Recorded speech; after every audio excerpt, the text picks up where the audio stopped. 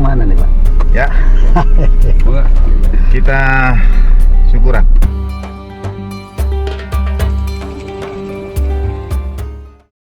Bismillah. Silakan semuanya sudah siap. Siap.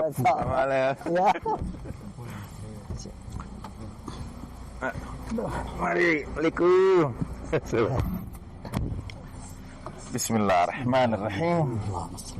Allahumma shalli ala Muhammad. Alhamdulillah. Terima kasih semuanya. Alhamdulillah. Jadi kita kemana nih Pak? Ya.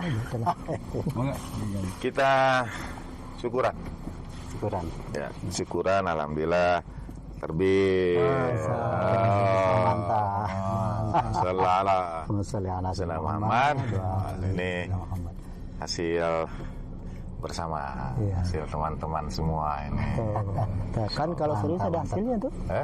Kalau serius ada setiap hasilnya. pekerjaan yang dilakukan serius. Ini makanya. Ya, gimana manjada? Manjada. Wow. Sallallahu Muhammad. Mari. Monggo, mau dilihat. Bagus sih packagingnya. Iya. Packagingnya keren tuh. Kalau orang marketing ya tahu packaging, kemasan. Oke ya? Oke. Siap. Sudah menarik ya. Iya. Kalau itu kan judulnya Kunuzul Hikmah. Ya. Jadi sebenarnya hikmah itu apa nih Pak?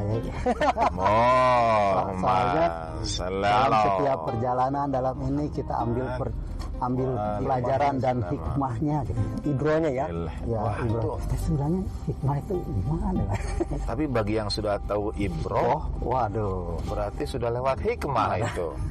Mana? Saya cuma lewat Pak Hikmat sih.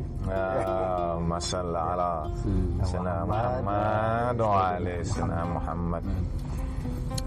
Katanya akar kata dari hikmah itu sebetulnya senada atau sinonim dekat-dekat dengan adil, keadilan. Maknanya apa? Mungkin mengambil hikmahnya. Kalau kata Iwan Fals, ambil hikmahnya, ambil indahnya. Ambil hikmah, ambil indah.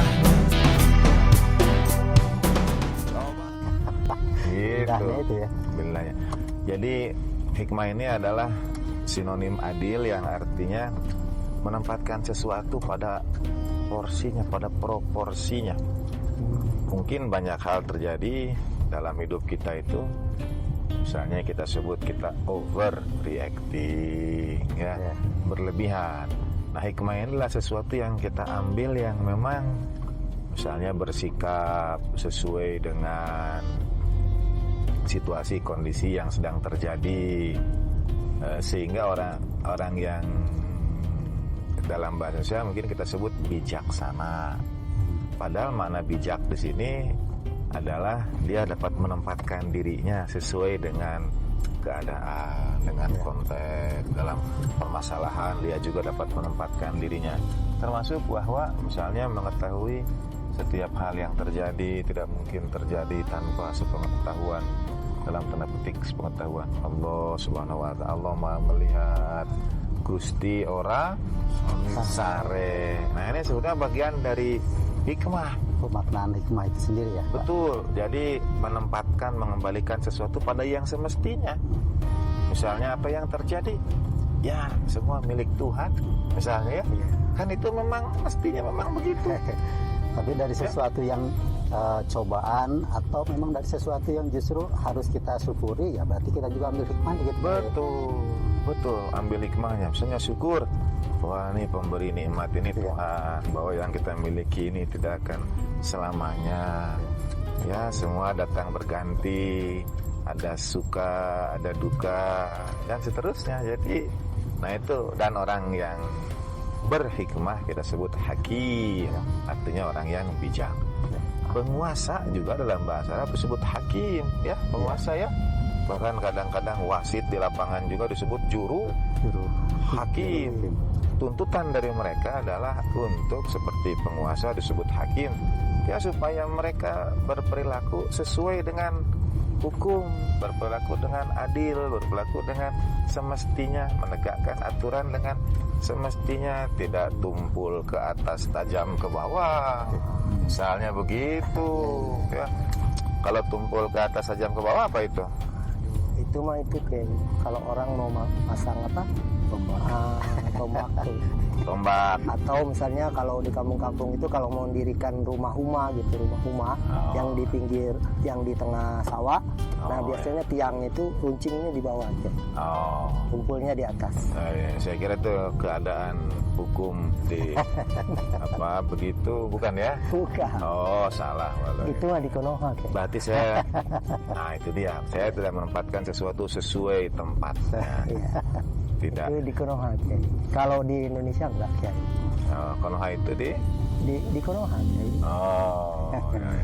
Katanya ada yang menyebut Konoha, ada yang menyebut Wakanda.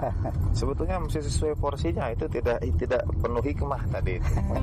Jadi sesuai tempatnya bagaimana? Ya negeri kita tercinta, misalnya begitu. Tentu tidak terjadi di negeri kita ya. Tidak ya. Tumpul ke atas tajam ke bawah di negeri kita tidak terjadi kan? Kita tumpul di bawah, tumpul di atas kayaknya. Oh, berat ini ya. Kita ganti topik aja ini. Change subject aja. Karena satu di antara hikmah tadi itu menempatkan sesuatu ya seperti subjek tertentu pada tempat. Pada tempat. Betul. Ini al-hikmah qalatul mu'min. Hikmah itu makasih ya. Hikmah itu perbendaharaan yang hilang dari kaum mukminin. Ini bisa dua hal. Pertama, sama seperti matahari, ketika ditutupi awan, matahari itu sebetulnya hilang atau tidak? Tetap ada. Tetap ada. Nah, yang terjadi itu bukan hikmahnya yang hilang, boleh jadi mungkin kaum mukmininnya yang tidak menempatkan hikmah pada tempatnya itu. Misalnya, karena menurut saya hikmah itu akan selalu berkesesuaian dengan fitrah. Jadi dia ada di situ terus memandu, ya, membimbing jalan kita.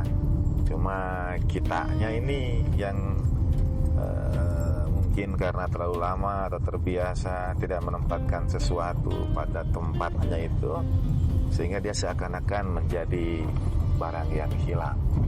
Seakan-akan menjadi barang yang hilang, padahal selalu dekat dengan kita. Ada kalau orang adil atau tadi ya bijak, hati itu terima, fitrah itu terima itu ya. Jadi sangat dekat sebetulnya. Kadang kita hanya memerlukan penyampaian dari seseorang yang boleh jadi menggugah kita, mungkin kalimat inspiratif, film yang kita tonton, lagu yang kita dengar, lirik dan sebagainya.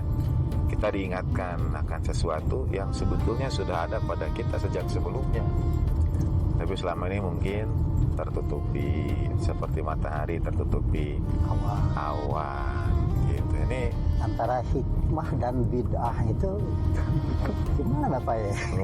Karena sama-sama ujungnya A. Ya.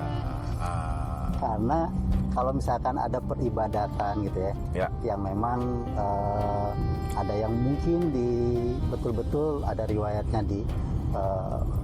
contohkan oleh baginda Nabi, ada juga yang mungkin ya kreativitas atau yang lainnya. Ya. Seperti tarawih enggak ya? Yang seperti tarawih itu bid'ah begitu. Ya. Iya memang ada dalam hikmahnya enggak dari situ tuh? Ada betul. Ada. Misalnya kita menempatkan sesuatu pada porsinya itu. Sebagian mengatakan sholat tarawih ini dimulai di zaman Khalifah Umar. Dalam artian sholat malam di bulan suci Ramadan berjamaah. Ya. Tapi sholat malam di bulan suci Ramadannya sudah ada sejak zaman baginda Nabi Sallallahu Alaihi Wasallam. Tetapi berjamaahnya baru dimulai dari zaman Khalifah Umar. Kalaulah sesuatu yang tidak dicontohkan oleh baginda Nabi berjamaahnya, lalu dilakukan oleh sahabat setelahnya dianggap bid'ah, maka yang demikian itu bid'ah. Bahkan beliau sendiri, Khalifah Umar sendiri menyampaikannya, ni'matu bid'ati hadhihi, ini bidah yang baik ini.